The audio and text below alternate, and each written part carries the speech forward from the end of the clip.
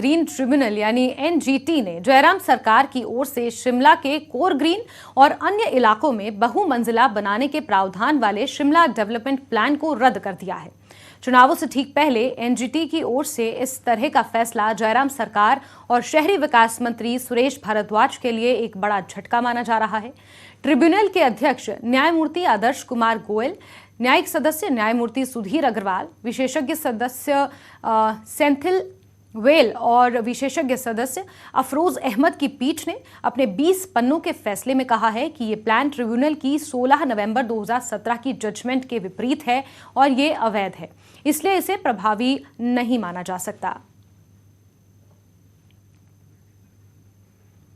और चलिए सीधे रुख करेंगे राजेंद्र का, जो इसी खबर पर हमारे साथ लाइव जुड़े हुए हैं शिमला से। राजेंद्र, नेशनल ग्रीन ट्रिब्यूनल का ये फैसला और शिमला डेवलपमेंट प्लान को लेकर जिस तरीके से सरकार ने ये पूरा खाका तैयार किया था, इसे रद्द कर दिया गया है, क्या कुछ जानकारियां इसको लेकर मिल पाई हैं? दरअसल शिमला में जैसे जैसे मकानों की जो संख्या है वो बढ़ती जा रही है, कंक्रीट के जंगल के रूप में परिवर्तित होता जा रहा है। ऐसे में बार बार मामले ग्रीन ट्रिब्यूनल की तरफ जा रहे थे और ग्रीन ट्रिब्यूनल की तरफ से लगातार पिछले कुछ वर्षों में आदेश आ रहे थे, रिस्ट्रिक्शंस लगाई जा रही थी। ऐसे में ग्रीन ट्रिब्यूनल ने कहा था कि शिमला में क्योंकि अव्यवस्थित ढंग से कॉलोनियां बनी है, ऐसे में एक जो डेवलपमेंट प्लान है शिमला का वो होना चाहिए। अब उसके बाद हिमाचल प्रदेश सरकार ने एक डेवलपमेंट प्लान 2041 तक ध्यान में रखते हुए बनाया है, ताकि 2041 तक जो निर्माण शिमला में होना है वो उस डेवलपमेंट प्लान के अकॉर्डिंग हो। लेकिन जो ग्रीन ट्रिब्यूनल ने 16 नवंबर 2017 को एक गाइडलाइन जारी की थी कि इसमें कौन कौन लोग सदस्य होने चाहिए, किन किन बातों का ध्यान रखा जाना चाहिए, वो चीजें इस जो डेवलपमेंट प्लान है शिमला का, इसके निर्माण के समय ध्यान में नहीं रखी गई। और ये बात ट्रिब्यूनल ने जो अपने कल के फैसले में ये बातें कही है। और इसके बाद ट्रिब्यूनल ने कहा है कि इस डेवलपमेंट प्लान को कहीं भी कानूनी रूप में मान्यता नहीं दी जा सकती जब तक कि उच्च जो कोई न्यायिक संस्थान है वो इसको अप्रूवल नहीं दे जा सकता। तो ऐसे में अगर हम चुनावी दृष्टि से इसको देखें तो एक बड़ा झटका हिमाचल प्रदेश सरकार के लिए कह सकते हैं, क्योंकि शिमला में इसके साथ 3 कंस्टिट्यूएंसी हैं जो लगती वो प्रभावित हो रही हैं, चाहे वो शिमला शहरी हो, कसुम्पटी और शिमला ग्रामीण। तीनों जो विधानसभा क्षेत्र हैं वो शिमला डेवलपमेंट प्लान के तहत आते थे और ऐसे में लोगों को उम्मीद थी कि इस डेवलपमेंट प्लान के बन जाने से एक बड़ी राहत लोगों को मिलेगी, कंस्ट्रक्शन का जो काम है वो तेजी से शुरू हो सकेगा। लेकिन अब ऐसा नहीं है।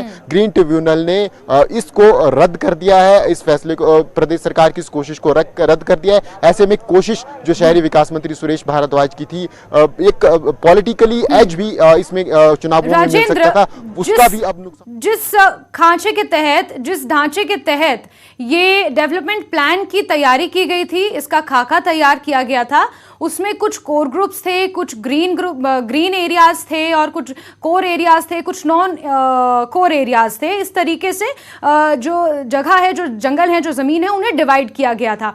लेकिन क्या आपको नहीं लगता कि इस डेवलपमेंट प्लान के तहत शिमला की ग्रीनरी के साथ, शिमला की खूबसूरती के साथ खिलवाड़ किया जा रहा था?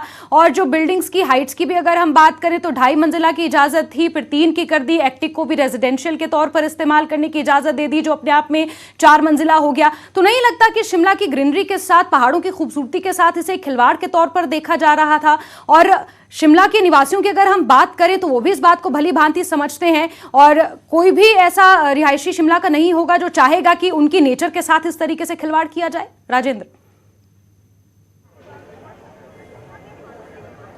जैस्मिन, अगर इस डेवलपमेंट प्लान की हम बात करें तो इसको भी उसी हिसाब से अलग अलग सेक्टर्स में बांटा गया था जिस हिसाब से ग्रीन ट्रिब्यूनल ने माना है। अगर जो शिमला का कोर एरिया है, कोर ग्रीन एरिया है, वहां पर डेवलपमेंट प्लान के हिसाब से भी अलग अलग रियायतें दी गई थी। जो आउटर एरिया है वहां पर अधिक रियायतें दी गई थी। लेकिन जो ग्रीन ट्रिब्यूनल ने सीधा सवाल वो कमेटी को लेकर ही खड़ा कर दिया है कि ग्रीन ट्रिब्यूनल की तरफ से 16 नवंबर 2017 का जो आदेश पारित किया गया था, उसमें कहा गया था कि कुछ विशेषज्ञ जो सदस्य हैं वो इसमें शामिल होने चाहिए। अलग अलग कमेटियों का वर्णन ग्रीन ट्रिब्यूनल ने अपने 2017 के आदेश में किया गया था, वो लोग ही इसमें शामिल नहीं थे। इसके अलावा जो रिस्ट्रिक्शंस ग्रीन ट्रिब्यूनल ने लगाई है उनका भी कहीं ना कहीं एक उल्लंघन ग्रीन ट्रिब्यूनल अपनी दृष्टि से देख रहा था। हालांकि प्रदेश सरकार की तरफ से कोशिश की गई थी कि इस डेवलपमेंट प्लान को कहीं अप्रूवल मिल जाए ताकि जो शिमला शहरी हैं, जो शिमला के रहने वाले लोग हैं, उनको थोड़ी राहत मिल सके। जी जैस्मिन।